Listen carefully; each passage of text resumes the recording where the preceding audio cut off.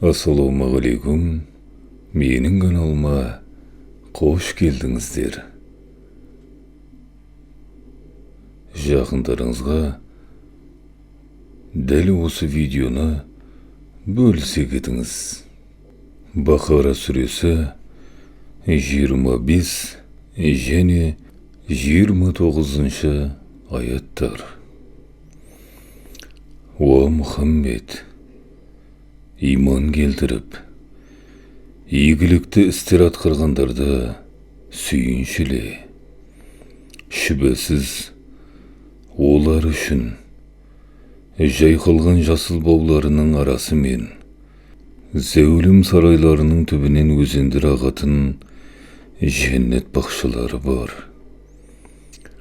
Оларға ризық ретінде сол жердің жемісінен ұсынылған сайын, бұл бізге бұған дейін де осы жәннетті яки дүниеде берілген ризық қой деседі.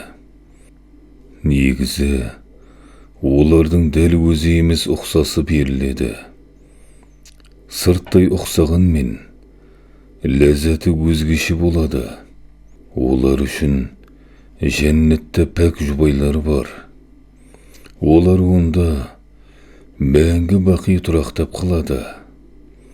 Алла ақиқатты жеткізіп, құлдарының жүрегіне иман нұрын ұялату үшін масаны, тіпті одан да кіші немесе үлкен жаратылысты мысал етіп беруді ар көрмейді.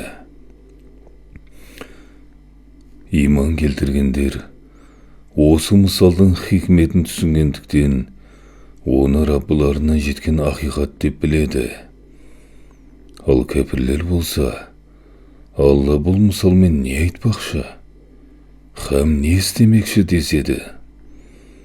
Алла онымен талайларды адастырып, талайларды тура жолға салады. Негізі Алла сол мысал арқылы өзіне қарсы келіп, асы болған азғын күнәһарларды ғана тура жолдан тайдыруда.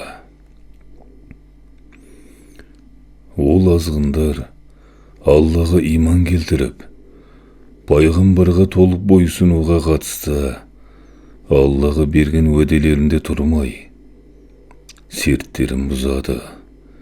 Сонымен қоса, Алла бұйырған туыстық, достық қарым-қатынастарды үзіп, азғындыққа бастап, жер бетінде бөлек шығарып, бұзғыншылық жасайды. Екі дүниеде де зардап шегетіндер міне солар. Әй кәпірлер, Аллаға қалай сенбейсіңдер? Әуелде жансыз едіңдер. Ол сендерге жан бітіріп, өмір сыйлады. Кейін ажалдарың келгенде сендерді өлтіреді де, содан соң қайта тірілтеді. Содан кейін жауапқа тартылу үшін түгелдей оның дәргейіне қайтарыласыңдар. Ол жердегі, яғни жердің асты үстіндегі бүкіл нәрсені сендер үшін жаратты. Содан соң шексіз ілімін, қалау мен құдіретін көкке бағыттап, оны 7 қабат аспан етіп, мінсіз жүйеге келтірді.